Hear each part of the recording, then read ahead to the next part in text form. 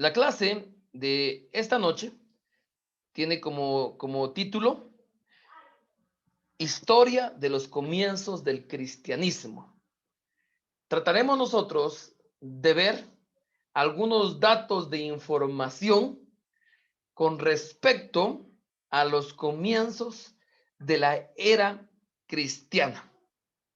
Hoy miraremos datos importantes y al final yo les dejaré a ustedes una tarea para que ustedes también puedan seguir aprendiendo otros datos que van a reforzar lo que hoy nosotros estaremos viendo. Para entrar en detalle, vamos a comenzar viendo los periodos de los comienzos cristianos. Y lo primero que aprendemos es que Jesucristo nació entre los años 6 y 4 antes de Jesucristo. Para aquel que no sabe este dato, le va a parecer extraño mencionar que Jesucristo nació entre el 6 y 4 antes de Jesucristo, ¿verdad? ¿Cómo así que nació antes de que él haya nacido? Y les he dejado acá en la diapositiva esa información. El sistema para nuestro calendario, para los años que utilizamos en la actualidad, fue inventado por un monje llamado Dionisio en el siglo XVI, en el siglo VI, más o menos, a petición del Papa en ese momento.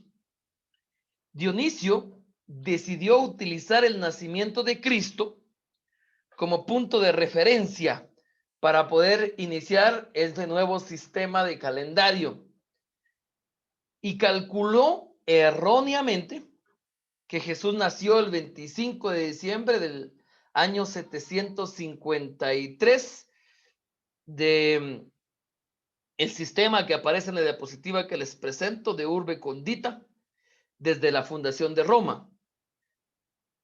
Y entonces tomó el año que apenas comenzaba. Este sistema no fue aceptado en aquella época, todavía no fue muy famoso. Siglos después fue adoptado por varias poblaciones hasta convertirse en el sistema predeterminado por defecto. La fecha del 25 de diciembre fue adoptada como la fecha de la Navidad, lo que conocemos ahora nosotros como Navidad. Fue una fecha tomada por la iglesia cristiana romana en ese momento, aunque no se sabe cómo fue que Dionisio la calculó. Y mucho tiempo después se descubrió que el sistema de Dionisio fue inexacto y se había calculado erróneamente la fecha de nacimiento de Jesús. Dionisio estableció el año inicial de la era después de Cristo entre 4 y 6 años después del que realmente y correctamente debió haber sido. El sistema no pudo ser alterado, ya que la mayoría del mundo ya lo había adoptado, ya no se pudo cambiar y entonces quedó erróneamente. Cuando decimos ahora entonces nosotros, después de Cristo, existe ese error por ahí, ¿verdad? Pero comenzando con la clase, entendemos esto y también es necesario que recordemos que el mundo mediterráneo en ese momento era gobernado por el Imperio Romano. Cuando nace Cristo, cuando nace Jesús, el Imperio Romano está gobernando el mundo mediterráneo. En el tiempo de nacimiento de Jesucristo, ¿sí? Los ejércitos romanos habían invadido Palestina desde alrededor de 60 años antes. La mayor parte de ese tiempo, el gobernador de Palestina fue Herodes el Grande. Creo que este dato sí la mayor parte de nosotros lo conocemos. Herodes murió el 4 antes de Cristo. Y cuando Herodes muere, Palestina fue dividida para que sus 3 hijos pudieran compartir la autoridad. Y entonces dividieron ellos la tierra y Felipe gobernó sobre el área extrema noroeste del oriente del Jordán. Herodes Antipas gobernó Galilea y Perea. Los dos estaban en funciones durante el ministerio de Cristo, ¿sí? y hay referencia a ellos en las escrituras. El tercer hijo, Arquelao, recibió la gran sección central de Palestina, lo que se conoce como Judea, Samaria.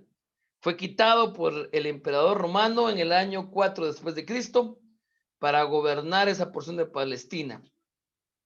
Y entonces asignaron gobernadores romanos a procuradores. Durante todo el ministerio de Cristo, el procurador fue Poncio Pilato, que también es alguien que se menciona en la Biblia, ¿verdad? También es bastante conocido Poncio Pilato. Pero ese tiempo debemos de recordar que era gobernado por todo el imperio romano. El cristianismo se había extendido rápidamente durante el primer siglo. Hay que recordar algo muy importante. Al fin del periodo 100 después de Jesucristo, el crecimiento de la iglesia había sido puro en doctrina. No había sido afectado por destrucción, no había sido afectado mucho por ideologías erróneas, sino que el crecimiento de la iglesia había sido puro.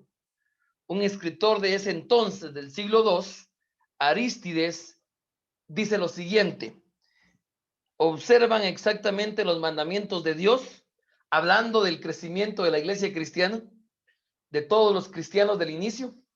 Observan exactamente los mandamientos de Dios, viviendo santa y justamente, así como el Señor Dios les ha mandado. Le rinden gracias cada mañana y cada tarde por cada comida o bebida y todo otro bien. Estas palabras que ustedes ven acá en la diapositiva son escritas por un escritor, Arístides, que no tiene nada que ver con el cristianismo, pero él escribe y dice, hablando de ese grupo de cristianos que está comenzando a formarse, que ellos observaban exactamente los mandamientos de Dios, dice. Vivían santa y justamente, así como el Señor Dios les ha mandado. Le rinden gracias cada mañana y cada tarde por cada comida y bebida y todo otro bien. Interesante que alguien de afuera estaba diciendo eso de los cristianos, ¿verdad? Definitivamente muy, pero muy interesante. Ya desde ya pudiéramos tomar ciertas aplicaciones para nuestro tiempo, y es ver la forma en que los cristianos comenzaban a vivir en ese entonces. Vivían santa y justamente y trataban la manera de ser agradecidos en la mañana, en la tarde y por todo lo que tenían, ¿verdad? Una diferencia de conducta de cristianos de este entonces, ¿verdad? Los comienzos del cristianismo histórico. Cualquier persona que tenga conciencia verá con curiosidad la descripción del apóstol Pablo en Hechos 21, 37 al 40. Hablar de los primeros cristianos definitivamente nos va a hacer recordar al apóstol Pablo. Si alguien tiene Biblia a la mano, hágame el favor de buscarse Hechos 21, 37 al 40. Y cuando lo tenga, prenda su micrófono y déle lectura. Al finalizar, apaga su micrófono, por favor. Hechos, capítulo 21, versículo 37 al 40. Sí, pastor, yo tengo ya aquí en la Biblia. Por favor. Cuando comenzaron a meter a Pablo en la fortaleza, dijo al tributo: ¿se me permite decirte algo? Y él le dijo: ¿sabes griego? ¿No eres tú aquel egipcio que levantó una sedición antes de estos días y sacó al desierto los 4,000 sicarios? Entonces dijo Pablo: yo de cierto soy hombre judío de Tarso, ciudadano de una ciudad no insignificante de Cilicia, pero te ruego que me permitas hablar al pueblo. Y cuando él se lo permitió, Pablo, estando en pie en las gradas, hizo señal con la mano al pueblo y hecho gran silencio, habló en lengua hebrea diciendo. Ahí termina el versículo 40. Muy bien, hermano. ¿Qué versión lo leyó, hermano? Reina Valera, 1960. Ah, muy bien, hermano. De acuerdo. Muchas gracias, hermano. Les decía anteriormente, el apóstol Pablo es muy importante cuando hablamos del comienzo del cristianismo. Y vimos ahí que Pablo levantó su mano en el tumulto y entonces esas lecturas que leímos de esos versículos que nos hizo favor de poder dar lectura nuestro hermano, nos dan a entender muchas cosas del entorno que vivían los primeros cristianos. El apóstol Pablo, número 1, según lo que leímos del hermano, hablaba el idioma griego y era ciudadano de una ciudad notable por su cultura griega. Yo creo que nosotros conocemos esa parte. Número 2, era ciudadano romano. En la diapositiva les coloco yo ahí versículos que nos van a apoyar a poder entender ello. Ustedes saben muy bien que en los trabajos misioneros que hizo el apóstol Pablo, le ayudó bastante tener la ciudadanía de Roma, porque le ayudó en momentos difíciles que él tuvo. Número 3, era judío y también hablaba fluidamente el hebreo. Y número 4, era cristiano y daba testimonio del maestro a su propia raza, a los judíos, a aquel grupo que en su mayoría no querían volverse cristianos. Ponga atención a estos datos, porque en este momento veremos el porqué de la importancia de que Pablo tenga estos aspectos en su vida.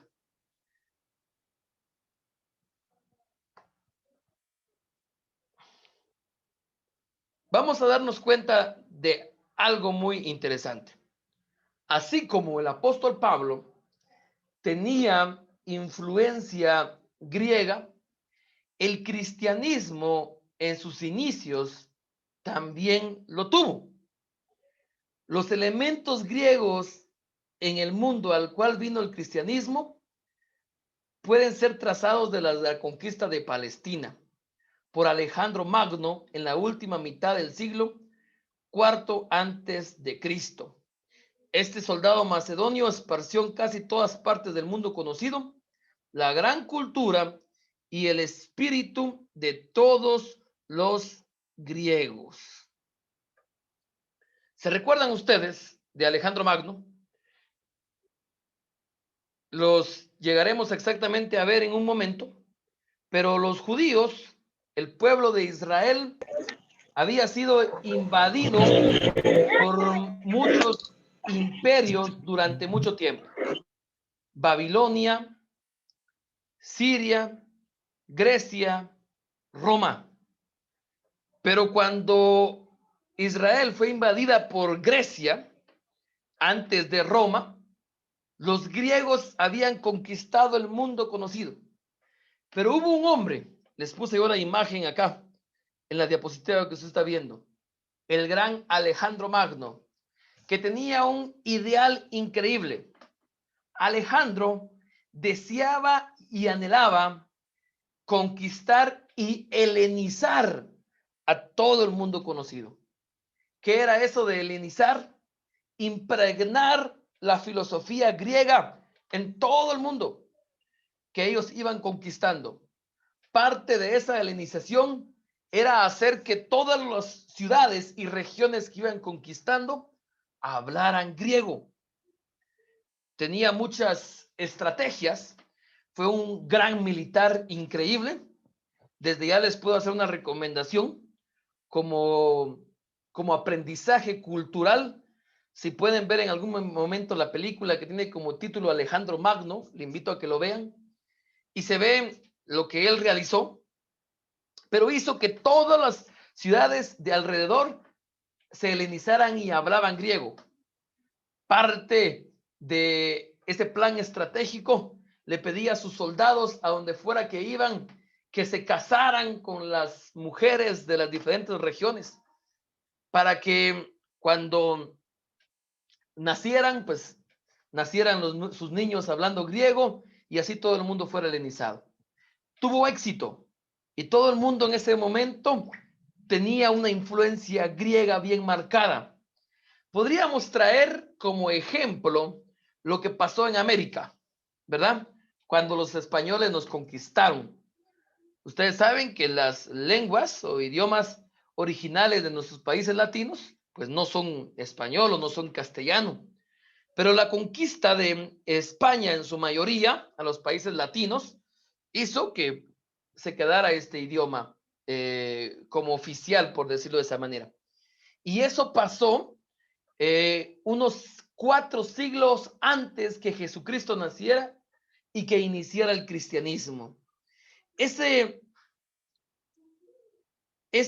soldado macedonio esparció en casi todas las partes del mundo conocido la gran cultura y el espíritu de los griegos. Después de la muerte de Alejandro, sus generales militares y sus sucesores gobernaron Palestina por más de un siglo y medio. Alejandro murió aproximadamente a los 32 años, según se sabe, muy joven. Aparte de lo hábil que era, el gran soldado que fue, hay indicios de una mala vida y un homosexualismo muy marcado de este hombre, y al parecer contrajo una enfermedad y entonces murió. Pero sus generales, sus soldados, siguieron realizando la labor que él tenía. Y cuando nace Jesucristo, cuando comienzan los cristianos, hay una influencia muy griega en la mayor parte de la población. Definitivamente podríamos comenzar a darnos cuenta de algo. Nuestro Dios soberano tiene planeado todo. Si todo el mundo no hablara griego, le hubiera sido difícil a los apóstoles salir como misioneros y predicar a donde quiera que fueran. Cuando Pablo y los demás apóstoles comenzaron a expandir el evangelio, a donde ellos iban, podían predicar en griego y la gente les entendía, porque ya Alejandro Magno había hecho la labor. Muy interesante, ¿verdad? Sin pretender narrar la notable historia de la vida griega y su desarrollo, hubieron contribuciones sobresalientes de esa raza al movimiento cristiano. Y puede ser en 3 encabezados. ¿Qué queremos ver acá? Podemos ver esas contribuciones helénicas, griegas al movimiento cristiano. Por supuesto, hay cosas negativas, pero en este momento vamos a ver las contribuciones. Si alguien se recuerda, por ejemplo, parte de las actividades deportivas fueron iniciadas por los griegos y se quedaron ahí, como las competencias de maratón y todo ese asunto, ¿verdad? Pero miremos contribuciones sobresalientes de esta raza. Número 1, la filosofía griega. Había filosofía buena y había filosofía mala. Y esa filosofía fue esparcida en todas partes. Muy extrañamente, Dios usó tanto la buena como la mala para preparar la venida de Cristo. ¿Por qué? La filosofía ateísta que tenían los griegos, la filosofía escéptica que tenían los griegos, desvió a muchos del mundo gentil de la adoración supersticiosa de los falsos dioses y comenzó a hacer que los judíos, que la gente tuviera en su corazón hambre por el Dios verdadero. La buena filosofía griega preparó al mundo para la venida de Cristo, exaltando el valor del espíritu humano y poniendo un alto valor sobre las verdades espirituales y morales. Podemos hacer aquí un pequeño stop. Hay un hermano que ha levantado la mano, hermano Joel, creo, ¿no? ¿Alguien ha levantado la mano que quisiera poder preguntar o comentar algo? ¿Lo puede hacer en este momento? Perdí aquí. ¿Quién me levantó la mano? Posiblemente fue por error. Ok, seguimos. Recuerden que en un momento habrá tiempo para hacer comentarios o preguntas. Otra contribución, una segunda contribución que podemos tomar en cuenta, aparte de lo primero que es la filosofía, es la lengua griega, lo que dijimos anteriormente, ¿sí? El cristianismo se expuso en lengua griega en una fase muy temprana de su historia. La exposición del cristianismo en lengua griega implicó al cristianismo la filosofía griega. En el siglo I de la era cristiana, la lengua griega hacía ya mucho tiempo que recibía la influencia del vocabulario filosófico griego, que expresaba ideas filosóficas griegas. Los evangelios y las epístolas se escribieron en griego, porque el cristianismo se vio obligado a expresarse en los términos de la filosofía griega. También hay que tener en cuenta que a medida que el cristianismo se fue abriendo a través del mundo grecorromano e evangelizándose, llegó a la clase educada de esa sociedad y se vio forzado a expresar sus creencias en los términos de la filosofía griega. Es por eso que el Nuevo Testamento es escrito en griego. Es por eso que se escribió. Ya ustedes sabrán, en uno de los cursos que yo les expuse a ustedes hace unos meses, les conté que, por ejemplo, unos siglos antes de que naciera Jesucristo, en Egipto, donde hablaban griego, porque todo el mundo era griego, un faraón egipcio llamó de Israel a los mejores estudiosos, los mejores teólogos, fueron 70 según la historia que llamó, e hicieron la primer traducción de la Biblia, o sea, la primer traducción del Antiguo Testamento que estaba en hebreo, para que lo tradujeran en griego. Esta traducción es conocida como la Septuaginta, o la Biblia de los 70, porque fueron 70 los que fueron a hacer la traducción, ¿verdad? La Septuaginta. ¿Y por qué lo hicieron en griego? Porque la gente ya estaba hablando solo griego. Aunque habían judíos que estaban esparcidos por diversos lugares como Egipto, sus hijos estaban naciendo hablando griego. Es como aquellos hispanos que van a Estados Unidos, tienen sus hijos, y cuando ellos nacen hablan inglés y se les olvida el español. Así era en ese entonces. Esa es parte de la influencia griega, porque cuando comienza el cristianismo, esa influencia existe. Esa influencia existe. El idioma griego llegó a ser un lenguaje común a través de todo el mundo mediterráneo. Miremos la tercera contribución, y es el espíritu griego. Ese espíritu que tenían los griegos dio una contribución al movimiento cristiano. Es difícil poner en palabras este espíritu, pero ese espíritu era intenso y tenía un amor muy grande por la verdad. Los griegos tenían muchas escuelas de filosofía en diferentes lugares y tenían un intenso amor por la verdad, una visión que tenía un amplio alcance y una iniciativa que era osada y temeraria. Y ese espíritu fue incluida también en los primeros cristianos.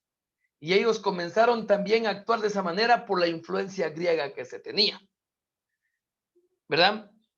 Recuérdense que antes de comenzar estábamos hablando que el apóstol Pablo también, hermanos, había sido influenciado, eh, por... hay una pregunta por ahí en el chat, en un momento vamos a poder contestar. Vamos a seguir avanzando y ya vi la pregunta, en un momento la contesto. Nos dimos cuenta en este momento, hermanos, que el apóstol Pablo, cuando se defendió en Hechos 21, 37 y 40, nos dio a entender esas características que él tenía como buen judío y que tenían muchos. Y uno de ellos era esa influencia griega, ¿verdad? Miremos la influencia romana en el cristianismo. La influencia romana. La constante protección obtenida por Pablo por ser ciudadano romano sugiere esa contribución del Imperio Romano al movimiento cristiano.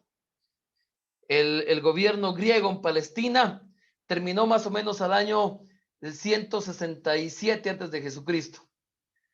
Si alguien conoce un poquito de historia, se va a recordar de el gran movimiento de los macabeos, ¿sí? Esos patriotas judíos bajo su líder Judas el Macabeo, que derrotaron a los griegos. ¿Se recuerdan ustedes de ellos? Para los judíos, los macabeos son el Tecún Umán de Guatemala, ¿verdad? O sea, son ese ser que luchó por la independencia, o que luchó por aquellos que los tenían oprimidos. Y los macabeos lo lograron por un tiempo. No son libros inspirados, por eso no los tenemos en nuestra Biblia cristiana evangélica. La Biblia católica sí los tiene incluidos, primera y segunda de Macabeos. Los podríamos leer nosotros solamente como una especie de conocimiento histórico, ¿verdad? Pero los macabeos se fueron huyendo después de que su líder, en un celo porque un judío se estaba adorando a un ídolo que había llevado por un griego, lo mató y se fueron huyendo con su ejército a las montañas. Se prepararon ahí, en esas montañas, e increíblemente, siendo un grupo muy pequeño, ellos lograron derrotar a los griegos. Y por un periodo corto, porque aproximadamente del año 167 al 63, un aproximado de 100 años, ellos fueron libres, fueron independientes gracias a los macabeos, ¿verdad? Hasta que llegó Roma y los conquistó, ¿sí? Después de esa independencia judía, los soldados romanos se apoderaron de Palestina. Una mirada al Nuevo Testamento.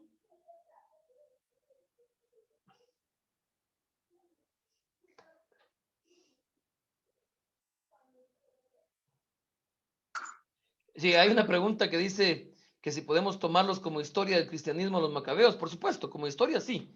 Es importante. Yo les resumí ahorita lo que hicieron los macabeos, pero como historia, por supuesto que lo vamos a tomar.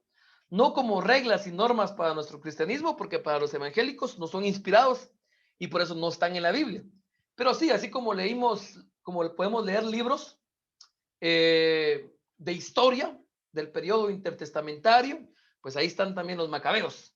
Al final de todo, como hechos históricos, sí pueden ser tomados.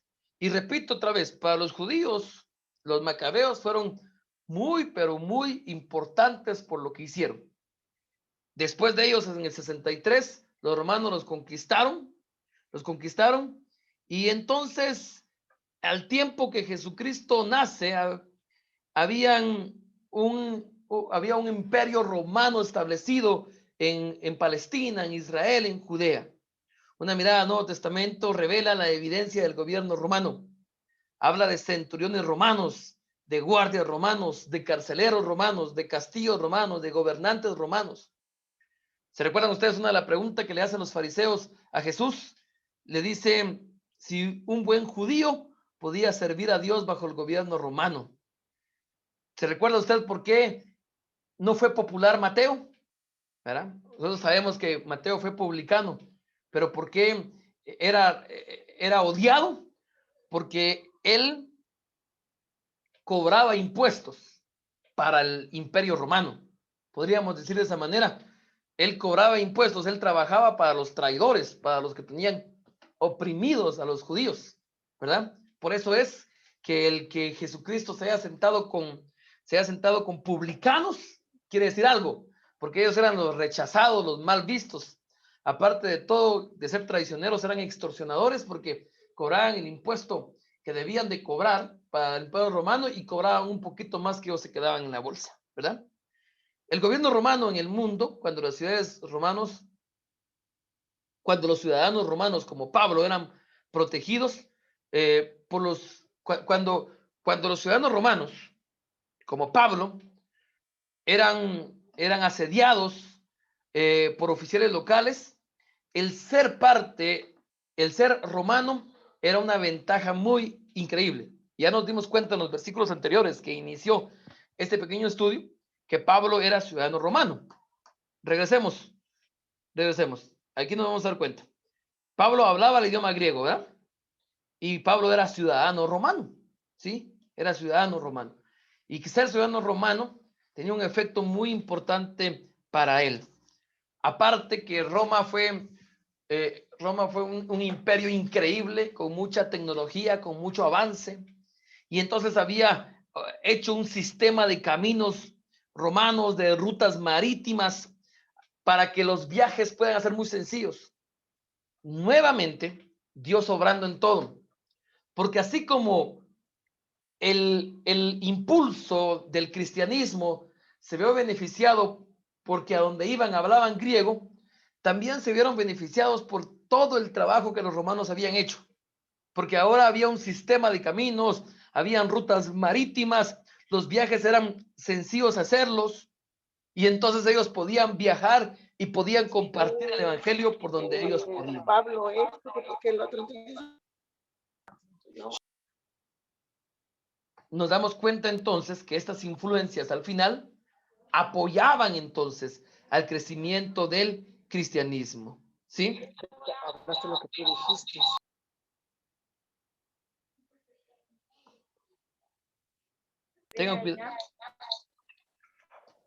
Tengan cuidado con prender su micrófono porque podemos escuchar pláticas ahí que tal vez no debemos de escuchar.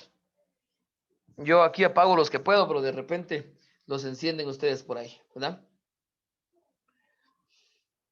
El gobierno mundial de Roma, hermanos, llegó a ser en su momento, no lo olvidemos, el gran enemigo del cristianismo, antes de finalizar el primer siglo. La mente romana tuvo en su momento poca comprensión del valor del alma del individuo, escogiendo en cambio agotar la devoción religiosa al servicio del Estado. Los ejércitos romanos adoptaron falsos dioses de cada nación que conquistaban. Eran idólatras, requiriendo solamente que a su vez la nación subyugada aceptara a los dioses romanos, incluyendo el emperador romano. Cuando los cristianos rehusaban adorar al emperador romano, sufrían persecuciones. Y sabemos que después del primer siglo, los cristianos eran perseguidos por el imperio romano increíblemente. Hasta que un emperador romano, en un sueño, vio que el Dios de los judíos le iba a ayudar a ganar una guerra.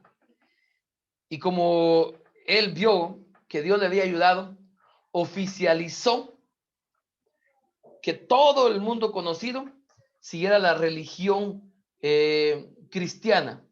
Pero ahí fue donde comenzó esta mezcla, ¿verdad? Del cristianismo y las influencias paganas que ya tenía Roma. Entonces, en su momento, pues toda la influencia romana ya no fue beneficiosa.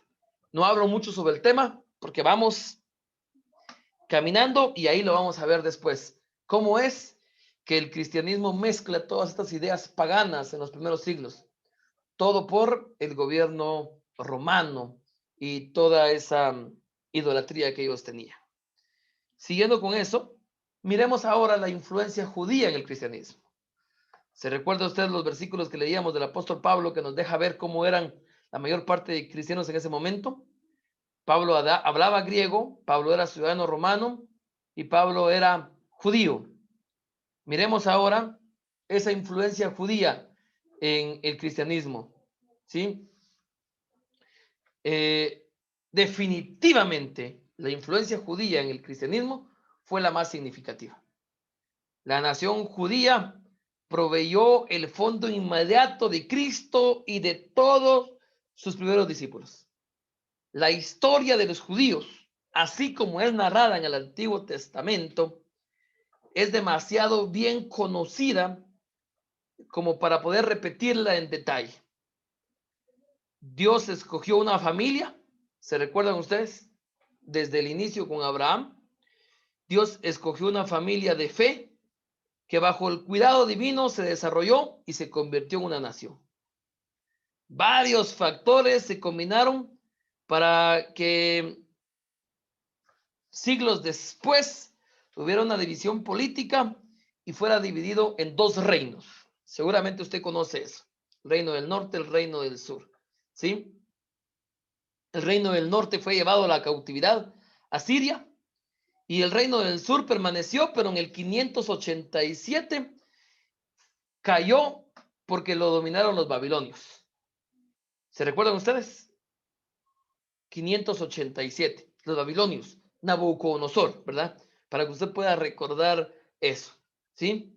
Alrededor de 70 años después, el imperio persa venció a los babilonios y entonces dominó el mundo conocido y permitió entonces a muchos judíos regresar a Palestina. Y ahí llegamos cuando permite que Nehemías, que Esdras y que todos ellos regresen y nuevamente construyan los muros y puedan realizar todo esto, ¿verdad? Y llegamos a ese entonces, ¿sí? Los persas permanecieron hasta que Alejandro Grande o Alejandro Magno los conquistaran. Hace un ratito hablamos sobre eso. Ese periodo griego duró bastante tiempo, desde el 334 hasta el 167 antes de Jesucristo. Hubo un periodo de independencia judía, la de los macabeos, que yo le contaba a usted, desde el 167-63, y después llegó Roma y los conquistó, ¿verdad? Entonces, todo eso, hermanos, traen una historia del pueblo judío. Cuando Jesucristo viene y aparece en el Nuevo Testamento, todas las personas y los primeros cristianos tienen todo ese contexto.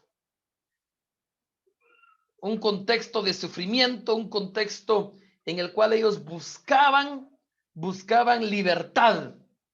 Buscaban libertad. Durante esta larga historia, el pueblo judío estuvo hasta cierto punto inconscientemente haciendo preparativos para la venida de Cristo. Recuerde que nuestro curso se llama La historia de los primeros cristianos.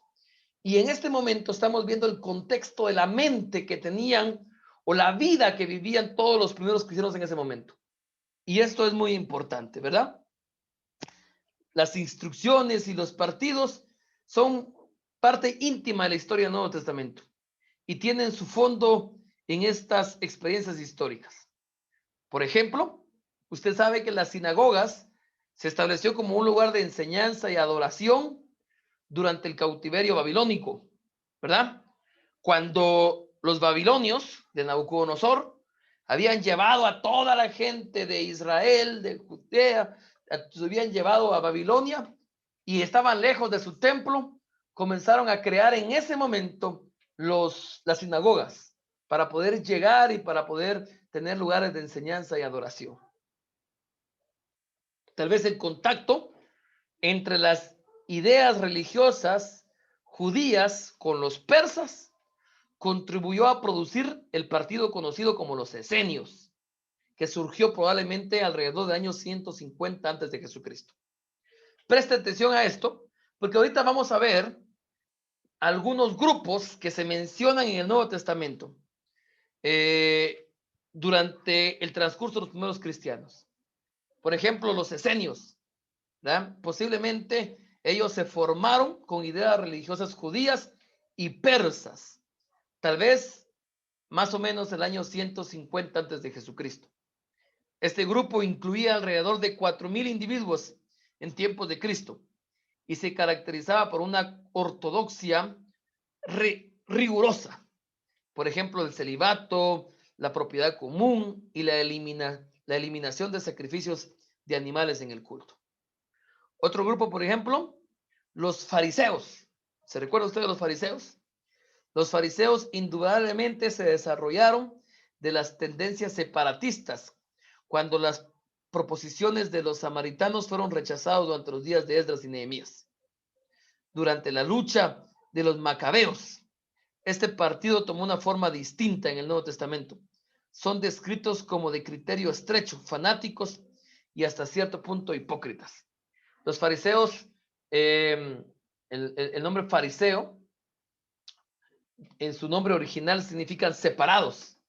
Ellos eran como que ese grupo era separado de los samaritanos, que los samaritanos eran una mezcla de judíos y de gente pagana, y por eso es la lucha que tenían en el Nuevo Testamento con los samaritanos los miraban mal, y los fariseos eran separados de ellos, separados de influencia griega. Y entonces, más o menos en el año 167 antes de Jesucristo, se habían formado. Eran numerosos y populares en los tiempos de Jesús y pugnaban por la tradición sobrenatural y la exactitud ceremonial. Otro grupo, los saduceos, probablemente surgieron durante el segundo siglo antes de Cristo, eran simpatizantes de la cultura griega y romana. A diferencia de los fariseos, los saduceos sí simpatizaban con con la helenización, con las cosas griegas, con las cosas romanas. Ellos representaban el liberalismo político y religioso. Su racionalismo les llevaba a negar la resurrección, ¿se recuerdan ustedes? Y la providencia divina, como también los ángeles. El Nuevo Testamento nos habla también de aquella separación que tenían los judíos con los samaritanos. Los samaritanos surgieron de los matrimonios mixtos de los judíos que habían quedado en Palestina después de iniciarse el cautiverio babilónico, con gentiles que habían sido traídos al país.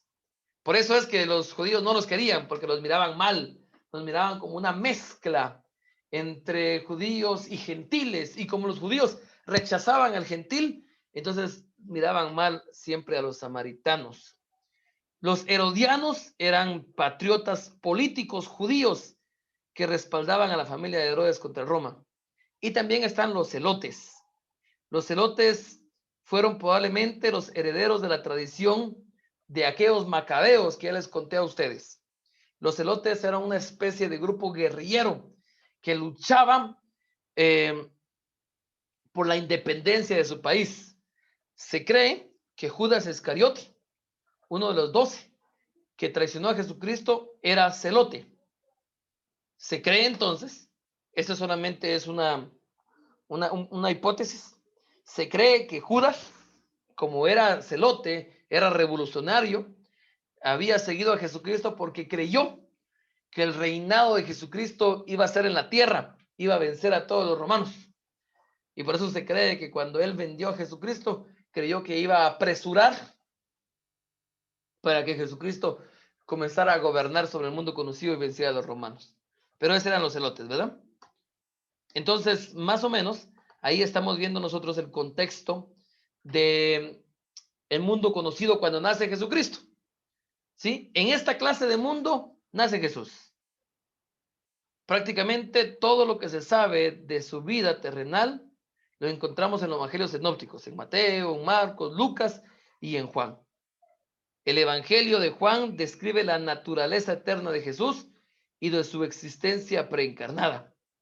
Mateo y Lucas dan cuenta de su genealogía humana. Es probable que Mateo dé la genealogía de José, mientras que Lucas dé la genealogía de María. Solo Mateo y Lucas resaltan el nacimiento y la niñez de Jesús y de Juan el Bautista, el precursor de Jesús. Todos los evangelios hablan del ministerio de Juan y ven la vida de Cristo desde diferentes puntos de vista. Jesús nació, no fue ni bueno ni completamente malo en su efecto sobre el cristianismo. El nacimiento de Jesucristo ocurrió aproximadamente, ya les decía a ustedes anteriormente, el año 4 antes de Jesucristo. Eso significa que Cristo en realidad principió su ministerio público alrededor del 27 antes de Jesús y fue crucificado cerca del año 30 de Jesucristo. El ministerio del Señor puede ser dividido convenientemente en 7 acciones. Si quisiéramos ver el ministerio de Jesucristo, podemos dividirlo, si quisiéramos, en 7 acciones. La primera de ellas, su ministerio inicial en Judea, descrito principalmente en el Evangelio de Juan. Incluye el llamamiento de los primeros discípulos, ¿verdad? Segundo, el gran ministerio en Galilea, cubre el principal periodo de la obra de Cristo y duró alrededor de 1 año y medio. Durante este tiempo el Señor fue rechazado en Nazaret, se mudó a Capernaum, escogió a los apóstoles y presentó el sermón del monte y viajó a Galilea 3 veces. Tercero, sus diversas retiradas de la presión de las multitudes le dio oportunidad para dar instrucción especial a sus discípulos para obtener la gran confesión de Cesarea, Filipo y para la experiencia de la transfiguración. 4. Su ministerio posterior en Judea se extendió por cerca de 3 meses y es descrito por Lucas y Juan. Está centrado en la asistencia de Jesús y sus discípulos a la fiesta de los tabernáculos y dedicación en Jerusalén. 5. Su breve ministerio en Perea es narrado por los 4 evangelios y está caracterizado por los milagros finales, las parábolas y las profecías de su resurrección. 6. La última semana en Jerusalén es tratada con todo detalle por el evangelio de Juan. Empieza con la entrada triunfal y termina con la crucifixión. 7. El ministerio después de la resurrección de Jesús, que duró cerca de 40 días antes de su ascensión. Marca el fin de la narración del evangelio. Vemos acá entonces que después de la muerte y ascensión de Cristo, los discípulos a los que él había escogido e instruido emprendieron la aparentemente imposible tarea contenida en la Gran Comisión. Pese a los esfuerzos de muchas otras religiones por atraer a los hombres, el cristianismo empezó ahí a crecer con una semilla de mostaza, como una semilla de mostaza. Desde un punto de vista humano, puede darse muchas razones para explicar ese tremendo desarrollo. 1. El paganismo estaba en bancarrota y no podía responder a los corazones hambrientos. 2. La gran agitación de religiones de todas clases, clamado por devotos, no podía comprender con la revelación de Dios en Cristo. Y 3. Cada cristiano se convirtió en un misionero. El fuego sagrado saltó de un amigo y amigo. 4. Los cristianos tenían la candente convicción de que solo Cristo podía salvar al mundo perdido que lo rodeaba y que, puesto que el regreso de Cristo era inminente, no había tiempo que perder. Los 70 años de crecimiento cristiano desde la muerte de Cristo hasta lo último del apóstol pueden ser divididos en 3 periodos. 3 periodos.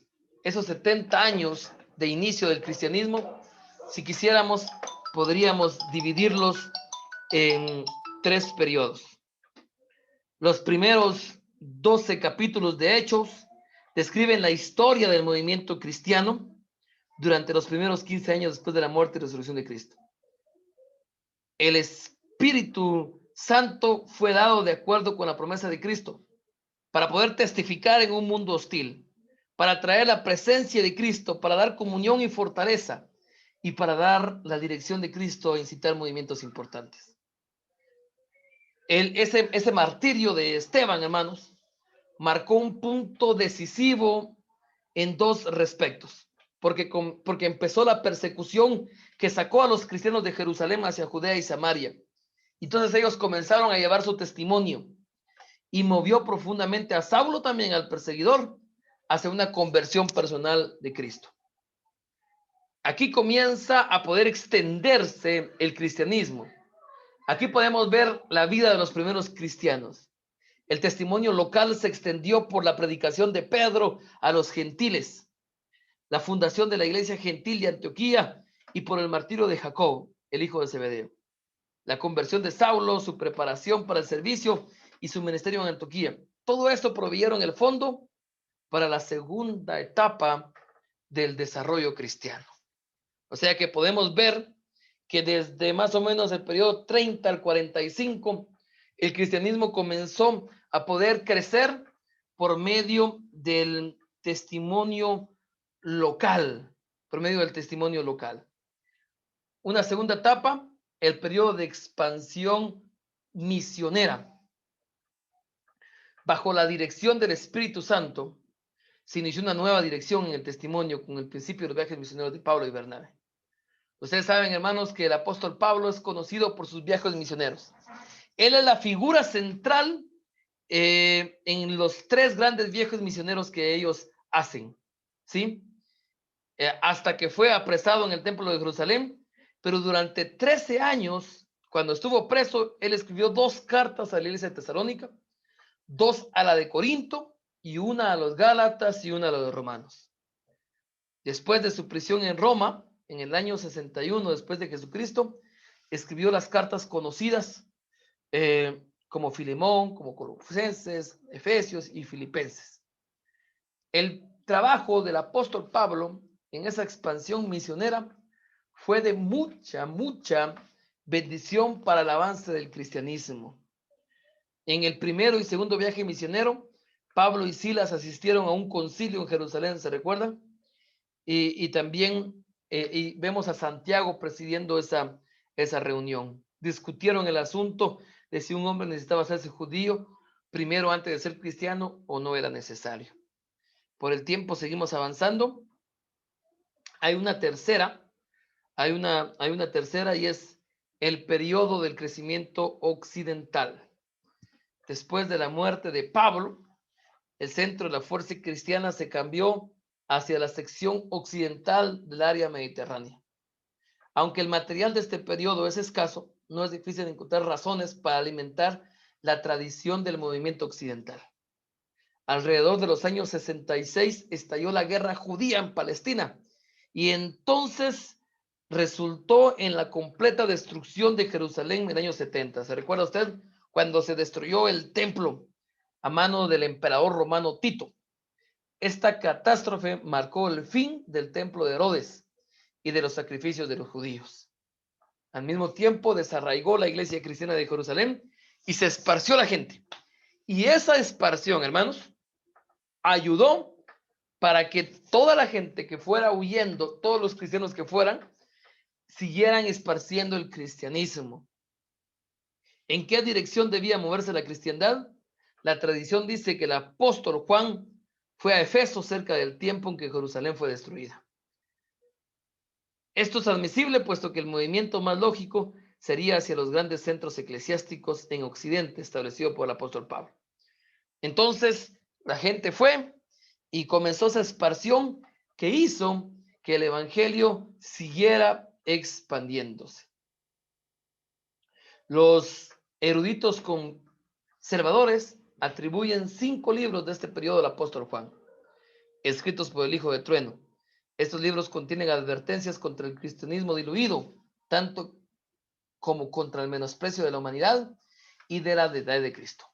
Los defensores de tales opiniones heréticas no pueden ser identificados, pero su presencia es significativa en vista de la aparición de esas mismas aberraciones doctrinales en el siguiente siglo. Lo que nos está diciendo acá, hermanos, es recordar que el apóstol Juan escribe unas cartas para poder pelear en contra de esas herejías que estaban siendo infundidas en el inicio del cristianismo. Aparentemente Juan fue desterrado a la isla de Patmos desde Efesos y durante la fuerte persecución del emperador romano Domiciano. Ahí cuando estuvo en Patmos preso, por decirlo de esa manera, escribió el libro de Apocalipsis, que desafía el esfuerzo romano por obligar a los cristianos a adorar al emperador romano. Fue escrito a fin de la década del Imperio Apostólico. Podríamos llegar hasta ahí y vayamos a ver, demos un espacio si alguien quisiera hacer una pregunta, si quisiera hacer algún comentario. El tiempo está abierto, por favor. El que quiera hacerlo, prenda su micrófono. Buenas noches, hermano Manolo. Mucho gusto, hermano. Una pregunta. Sí. Nosotros con mi señora estudiamos en una universidad y nos explicaron que los libros de los Macabeos son 4. Okay. Y el objetivo principal de ellos, que se dedicaban a, como dicen, ¿verdad?, a creer o ensalzar a la propia familia. Según la explicación que nos daban los licenciados en esta universidad. Sí. Usted menciona que 1 y 2, bueno, allá pues discutíamos de 1, 2, 3 y 4 los Macabeos, que están totalmente, bueno, en la Biblia católica considero que están. Sí. Pero la pregunta es, ¿qué considera usted que ellos mismos se exaltaban en la propia familia, pues, y no creían en un Dios verdadero, pues? De acuerdo, hermano. Sí, son 4 libros de Macabeos, primera y segunda de Macabeos, y también Tobit y Judith, que también son considerados como los Macabeos. Entonces, hacen los 4 que usted está mencionando. Los libros de los Macabeos son muy patrióticos, hablando de su pertenencia o ideología judía. Posiblemente a eso se refiere lo que usted me menciona, lo que usted le haya contado, porque ellos eran demasiado patriotas. Ese patriotismo que tenían los macabeos, porque fueron una familia en específico, como usted dice, fue el padre y sus hermanos. Cuando el padre murió, el hermano mayor se quedó liderando a todos, y ese patriotismo hizo que ellos vencieran a el ejército romano. Según la historia, fue el celo que ellos tenían por Jehová de los ejércitos lo que hizo. Estos libros son considerados como deuterocanónicos, son aceptados por la Iglesia Católica, pero no son aceptados por la Iglesia Evangélica porque no creemos que sean inspirados. Al no ser inspirados, entonces no son tomados en el canon y no están en nuestra iglesia. Podían leerse, como yo dije con anterioridad, solamente como una especie de aprendizaje histórico, historia, pero hasta ahí, no para tomar normas y aplicaciones para nuestra vida. Posiblemente lo que usted indique de ese pensamiento que ellos creían, de que ellos eran buenos como familia, posiblemente es por ese patriotismo que ellos tenían. Y de pronto, quien se lo enseñó lo interpreta de esa manera. Y hasta cierto punto, posiblemente así es. Por eso es que ellos lograron la independencia de Israel durante esos 100 años aproximadamente, ¿verdad? No sé si me di a entender, hermano. Sí, hermano Manolo, muchas gracias. Solo para terminar, Con gusto. esos libros se consideran libros apócrifos que tienen más inspiración del hombre que de Dios. Por Exacto. eso es de que no tienen una inspiración divina. Exacto, son deuterocanónicos, considerados en el renglón de los apócrifos, y por eso mencioné yo que no son inspirados, o sea, no son inspirados por el Espíritu Santo, tienen solamente información humana, no pueden estar en la palabra de Dios. Exacto, hermano, así es. Dios lo bendiga, hermano Manolo. Es un gusto, hermano. No sé si alguien quisiera compartir o comentar algo, tal vez algo a mí se me fue y alguien quisiera comentar algo. Con gusto. Si me permite, hermano Manolo, Gilmar Palma, si me permite. Hermano Gilmar, con gusto. Gracias. Sí, nada más para recordar que la palabra deuterocanónicos que usted acaba de mencionar es conocida por la propia Iglesia Católica. Y deuterocanónico significa fuera del canon. Y ellos saben eso, ellos saben que deuterocanónico significa fuera del canon y que apócrifo significa sin inspiración. Ellos lo saben e inclusive algunos líderes católicos bastante objetivos admiten eso. Solo los que son muy recalcitrantes no lo admiten. Ellos ciertamente, cuando se les pregunta si los libros, esos 7 o 9 libros son palabra de Dios, algunos de ellos son categóricos en decir de que son libros de un valor mayormente histórico.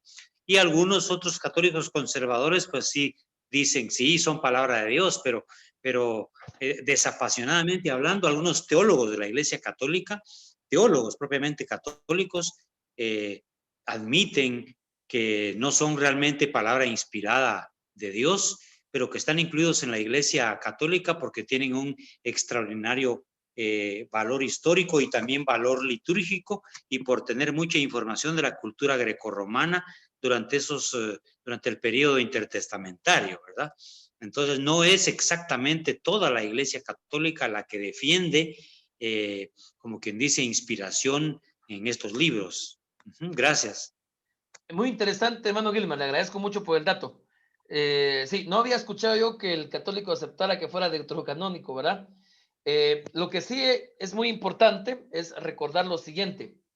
Recuérdense ustedes que una de las causas Nos estamos saliendo un poquito de la historia de los primeros cristianos, pero ya que nos metimos a hablar sobre estos libros, una de las causas de iniciar la reforma por los reformadores y entre ellos Martín Lutero fue de que la mayor parte de cristianos tenían prohibido leer la Biblia. No solo prohibido, sino que no la podían leer porque la Biblia estaba escrita en latín.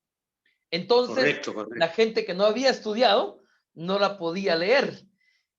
Martín Lutero y algunos sí lo podían hacer, y hasta incluso ayudó que en tiempo de la reforma se inventara la imprenta, y cuando se inventa la imprenta comienzan a reproducir Biblias, digámoslo de esa manera, y comienzan a expandirla para que la gente se dé cuenta de ciertas cosas.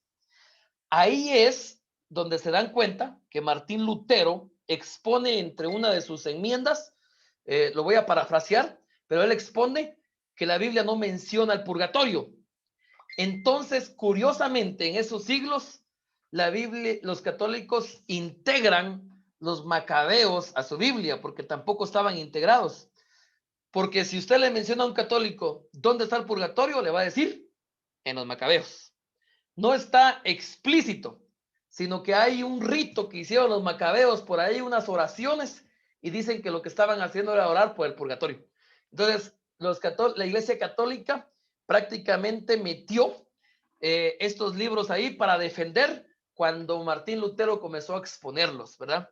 Entonces, es algo bastante interesante. Gracias, hermano Gilmar, por su dato. No sé si alguien quisiera expresar algo más por ahí, que todavía tenemos un poquito de tiempo. Solo iba a sumar, buenas noches, a lo que ya mencionaron, que en efecto los aspectos culturales que estos textos nos permiten tener ayudan a formar un panorama, incluso en la parte de lo que se llama el silencio. Hay oportunidad ahí de encontrar algunos datos que son propiamente culturales y sociales que permiten entender la cultura donde se está desarrollando todo este proceso. Muchas gracias. Excelente, hermano. Muchísimas gracias. Muy buen dato. Le agradezco bastante. ¿Alguien más, hermanos?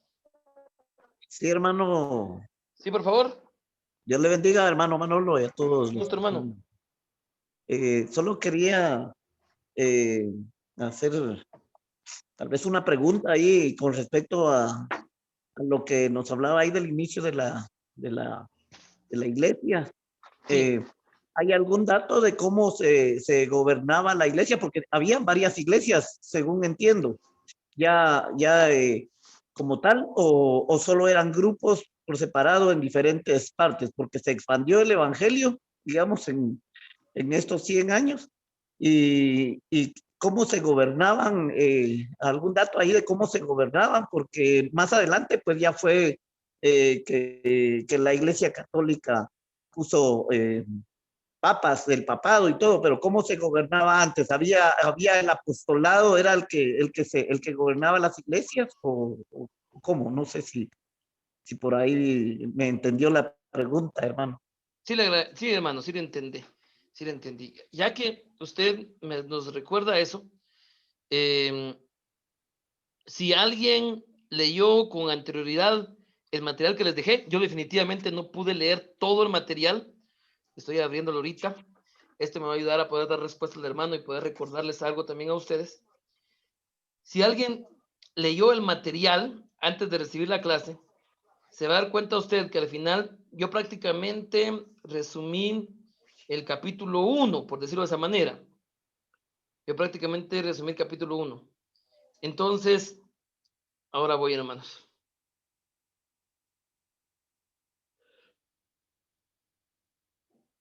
Prácticamente leí el capítulo 1. Ahí está.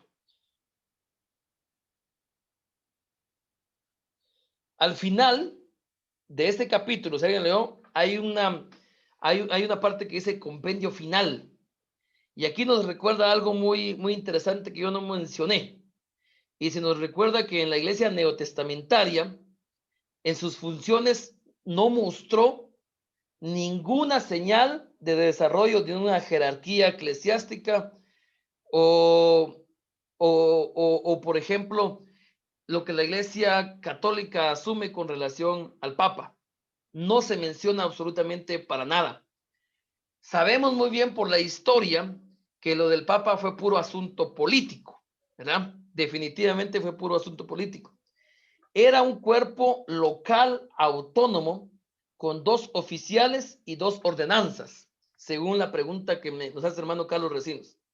Los 2 oficiales eran un pastor, algunas veces llamado obispo, presbítero o anciano, y diáconos. Estos líderes usualmente trabajaban con sus manos para satisfacer sus necesidades materiales. No había ninguna distinción artificial entre los clérigos y laicos. Los pastores no tenían más autoridad al ofrecer la salvación a través de Cristo que la que tenía cualquier otro miembro de su iglesia. Sus marcas distintivas eran los dones directivos dados por el Espíritu Santo para ser usados por Dios. En vista de las pretensiones posteriores del obispo o pastor de Roma, debe mencionarse que cada iglesia era completamente independiente de un control externo. No había alguien que los dominara, como después pasó con Roma por puro asunto político, ¿verdad? Ya vamos a llegar a esa parte también. No hay indicio alguno en ninguna parte de la literatura de este periodo de que el apóstol Pedro haya servido como un pastor de Roma o como el Papa, como ellos dicen. No hay ningún indicio. Ni en cuanto a eso, tampoco hay base para creer que la iglesia de Roma fuera fundada por algún apóstol. Indudablemente fue organizada por hombres convertidos en el Pentecostés. Las 2 ordenanzas eran el bautismo y la cena del Señor. Solamente eso. Está del libro que les dejé en la página 19 y 20 para que puedan ustedes leer un poquito más de acuerdo a lo que le dije. Exactamente de acuerdo a la pregunta que me hizo hermano Carlos. No sé si pudo responderle, hermano Carlos. Sí, hermano, muchas gracias. Dios le bendiga. Gracias a usted. Ya el siguiente capítulo habla específicamente del periodo de la denominación pagana. Habla de la oposición pagana al cristianismo y comienza a hablar de cómo la iglesia comienza lastimosamente a torcerse, digamos de esa manera, por la situación de Roma, el Papa y todo ese asunto que comienza a darse. Eso es lo que conlleva en nuestro material, ¿verdad? Quiero poder compartirles algo. Tuve problemas hoy para ingresar, les pido disculpas, pero yo creo que vamos terminando bien. Quiero darles algo de información por ahí antes de poder concluir. Por favor, no se me desconecte. Por favor, no se me desconecte.